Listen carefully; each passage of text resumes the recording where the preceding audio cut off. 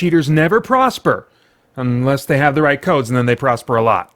You can prosper too by marking your calendar for Friday, August 2nd from 5 p.m. to 9 p.m. Pacific. I will be streaming a very particular set of video games in my library. The retro games I love to cheat on.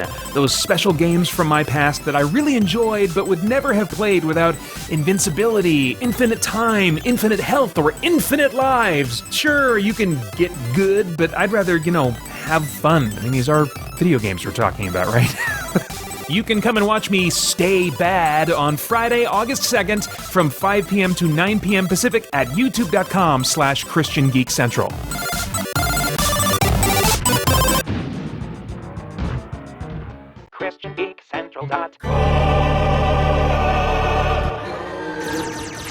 Our friends over at Speculative Faith are lending us another article, this one titled, "The Villains We Love Only Want Their Freedom," written by Zachary Russell and published July 5th, 2019. Russell writes, "In the early 1990s, a movie released about a bodyguard. This flawed, misunderstood bodyguard was assigned to protect a high-profile figure from a possible assassination. No, I'm not talking about the movie Bodyguard, starring Kevin Costner and Whitney Houston. Rather, it was a Clint Eastwood film entitled In the Line of Fire, 1993, where he stars as a Secret Service agent. My grandfather, Pops, and I both watched it, but separately. After he saw it, he asked me an interesting question that I still think about. When the assassin is assembling his gun under the table, did you find yourself rooting for him? It took me a while to understand what he meant. In the scene where the shooter, Mitch Leary, John Malkovich, is putting his weapon together, Frank Horrigan, Clint Eastwood, is trying to find him. Leary seems to be moving at a snail's pace, since he is doing everything by feel, not sight, all while trying to keep a straight face. By contrast, Frank is running around frantically. The camera switches back and forth between the two men, and the effect is you feel nervous for both of them. The way the dramatic tension builds, you want to see something happen. And indeed it does. Leary shoots just as Frank spots him and jumps in the way, literally right into the line of fire. The bullet is blocked, the president is saved, the assassin is stopped, all in the nick of time. Imagine how differently that scene would have been had Leary shot before Frank found him. Or if Frank snuck up on Leary as he was assembling his gun. Or if Leary had thrown caution to the wind and moved more quickly. The timing would have been off and the save wouldn't have been as dramatic, and the movie probably would have needed a different title. But my grandfather was on to something deeper. He specifically pointed out how in the moment of preparation for the assassin, you feel nervous for him. There's some inner, strange desire to want him to succeed. Why is that? In 2017, my family and I went to see Despicable Me 3. Like you probably do, we love the Minions, these adorable yellow evil henchmen. We have watched all previous Despicable movies over and over. Not only are they hilarious, there's amazing character development with the chief villain, Gru. He does these horrible things and has the best one-liners. In Minions, it's revealed how the little fellows are constantly in search of an evil master to serve. The more evil he or she is, the more devoted they are. And so throughout the movie, as they encounter one bad guy after another, we hope and pray they will find the perfect villainous boss. Why is that?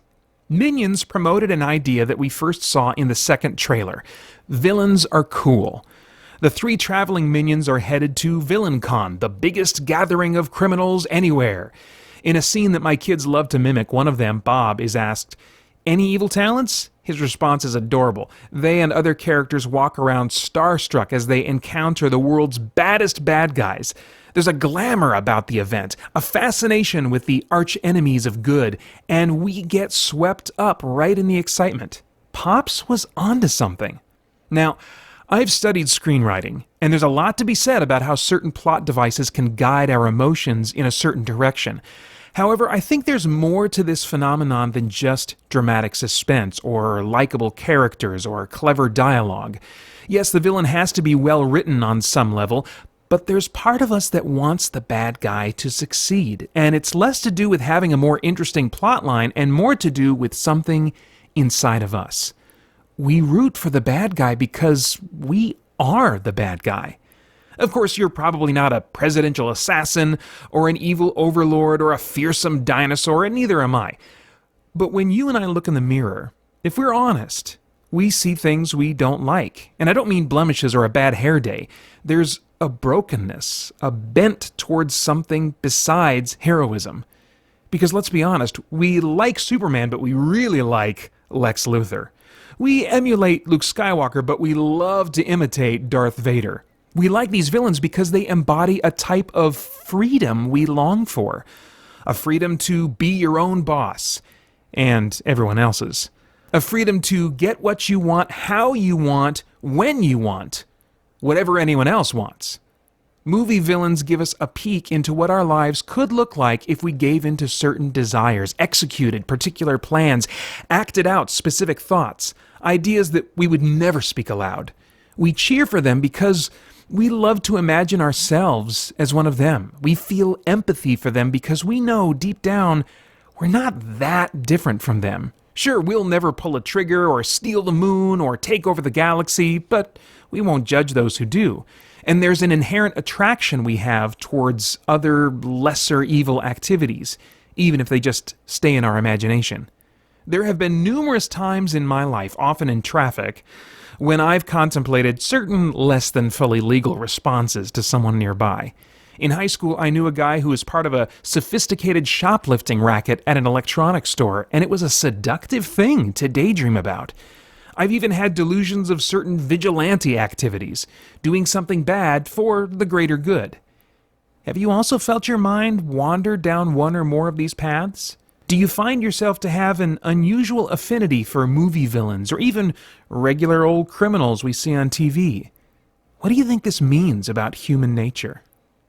Really thought-provoking stuff. That's really interesting what we can feel about villains and what that potentially says about us. There's an interesting fine line between, I think, what can be just a sign of our interest in a power fantasy that often is carried out with villains, but that power fantasy is usually inextricably attached to evil activities, and so there's just a lot to think about both as we interact with movies and books and video games, and really interesting topic. If you're interested in exploring that in a slightly different vein, I've put a video up called Can Christians Be Evil in Games?, which explores a potential biblical answer to that topic. But in the meantime, really interesting stuff here from Zachary Russell. Again, that article is titled The Villains We Love Only Want Their Freedom. And you can find that and a ton more great content over at speculativefaith.com.